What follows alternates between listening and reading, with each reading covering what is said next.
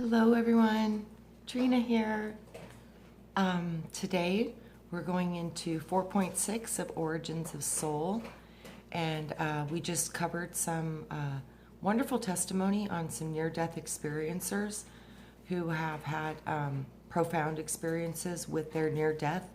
And this book, Origins of Soul, Tricia the author herself, had her own near-death experience. So this is the next near-death experience account that I wanted to go into with you guys. And I haven't even read it, so we get to read it together. But this is the near-death experience of Tricia. And we will start with that. So, I just woke up too. So, it's like, good morning, everyone. Or good rising, I should say. So, my personal experience returning from the dead. The last near-death experience I want to share with you is my own. In August 2003, I had been in the hospital for about a month as a result of a strange E. coli infection. E. coli exists in the intestines of all of us. Its job is to break down food, but if it gets outside of the intestines, it can kill you. In my case, it had gotten into my fallopian tubes. The doctors discovered that I had a tumor the size of 2 tennis balls there. Since the fallopian tubes are only the size of a piece of string, this infection was very serious. If the tube burst, I would die. During the 4.5-hour surgery to remove this infection, I died on the operating table, and I crossed over to the other side. While I do not remember moving through the tunnel of light, I found myself standing before 5 luminous beings of light. This council of elders sat above me in a semicircle table in a round, high-domed chamber. Luminous, but human in shape. I could see no facial details because they were completely made of light. They bathed me in waves of unconditional love, filling the room with their wisdom, joy, and approval. I was immersed in their healing energies as they acknowledged me for all of the thousands of people that I had helped using my clairvoyant and healing gifts. And I felt received at the very deepest level of my being.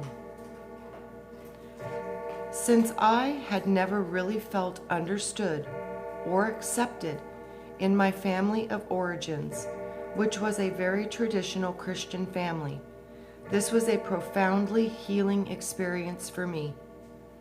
If these higher beings could see who I was and find me worthy, more worthy than what my family had thought,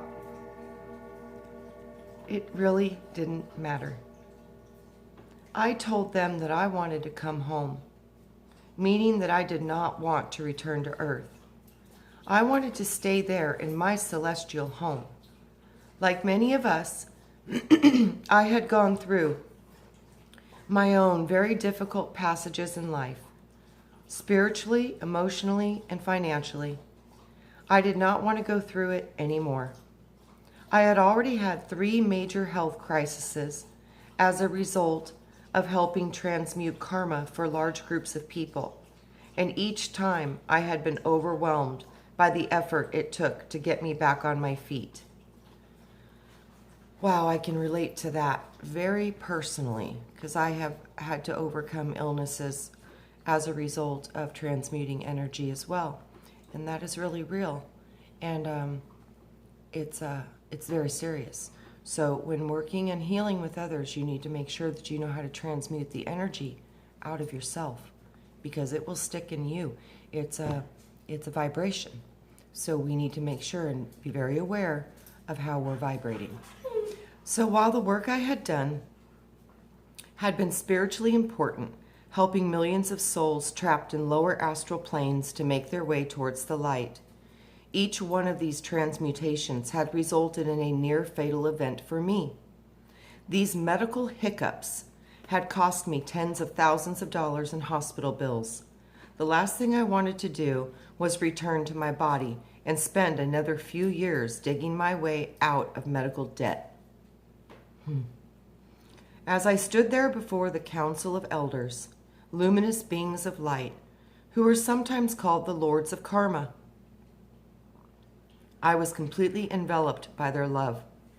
I realized then that these beings saw the purity of my heart and my willingness to serve. Not only that, I realized that I had stood before them many times before. This was the very same council that had sent me down to earth. I remember that too. They knew exactly who I was and what I had come to do, even if I couldn't remember. My life was part of a greater plan, standing in the blaze of their love. I also realized that I had been taught to judge myself far too harshly. Growing up in a perfectionist family and a judgmental religion, I had developed a strong inner critic that was constantly picking apart at what was wrong with me. But these incredible beings were not judging me. They loved me so unconditionally. It was who I was that was judging myself. I realized then the things that mattered most about our life are: who loved you? Who did you love? Who helped you? Who did you help? What positive difference did your life make as you passed through this world? Hi, Cody. These are the most... Hi, sweetheart. These are the most powerful matters in any life. In heaven, no one cares whether you drive a new car, how pretty you look, or how much money that you have in the bank. They only care about the purity of the heart. This is the gold of heaven. This assembly of wise beings knew that I had spent my life in service to the divine, and they bathed me in waves of appreciation and love for how well I had done. I am tired, I telegraphed back to them. I just want to come home. Then they asked me a question that changed my life. What will happen to all of those souls you said that you would help if you return home now? I contemplated this question in silence, and I realized that each of us makes a contract before we ever came to earth. We each have certain things that we want to accomplish, challenges that we have agreed to take, people we want to help, and tasks we are committed to finishing. This may be as simple as inspiring others with your voice, your dance, or the kindness in your heart. It could involve raising children, saving animals, protecting the land, or fighting for justice, equality, or freedom. It could mean discovering new medicine, bringing forth ancient teachings, helping the elderly, or standing up for the rights. I saw, while each of us has our own karmic challenges, we also have a purpose, a dharmic purpose, something that is larger than us, a spiritual purpose, if only we step forward to claim it.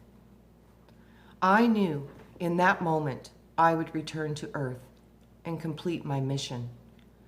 From the perspective of heaven, 50 years on Earth is but a blink of an eye. And whatever we do not complete in one life, we will return to do in another.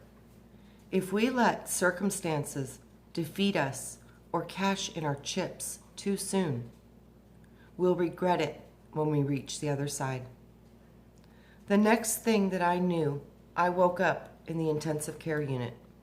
Let me say that even though I had made the decision to return, it was hard for me to want to come back. This was a beautiful place, and in fact, I had no desire to live at all when I returned.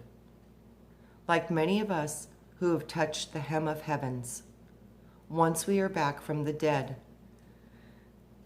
the celestial realms, this 3D world seems very unimportant. From this higher perspective, we realize that every one of us will achieve enlightenment one day, though it may take millions of years for some, 1 billion or more for others. From this perspective, we know that our loved ones back on earth will make it, even if we are removed from the equation. However, as I stood there before the luminous council of elders, I knew that when we decide to come back to earth, we make soul contract. This contract is intertwined with all of those people around us.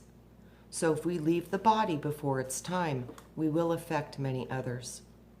Our lives do matter, not only to us, but to other members of our spiritual family who have agreed to do this with us. Through this experience, I came to be a friend of death. I realized that dying is but a doorway to a golden world beyond our own. And in this knowledge, I am reminded of the words of Mozart, a child prodigy who came to believe that his own genius had come from his previous lives. As death, when we come to consider it closely, is the true goal of our existence. I have formed during the last few years such close relations with this best and truest friend of mankind that his image is not only no longer terrifying to me, but it is very soothing and consoling. I thank my God for graciously granting me the opportunity of learning that death is the key which unlocks the door of our true happiness. But we must understand, we are contracted. In your contract, you created it with these beautiful beings of light. And they love you with a love that you cannot see here. It's beyond words, but it's true. So no, do your time. You will be on parole sooner than you think, because this existence is such a small part of the eternal you. So give it your best shot and never give up, and don't stop until you're done. So, next, the 17 stages of the near-death experience. 17 stages of the near-death experience. That's profound. I look upon death. Zodiac agrees. I look upon death to be as a necessary to the Constitution as sleep. We shall rise refreshed in the morning. Okay, puppies need to play and go outside for a little bit, so I will resume with the 17 stages of the near-death experience. And we are beginning chapter 7. So I'll see you guys in a few more minutes and talk soon. Much love.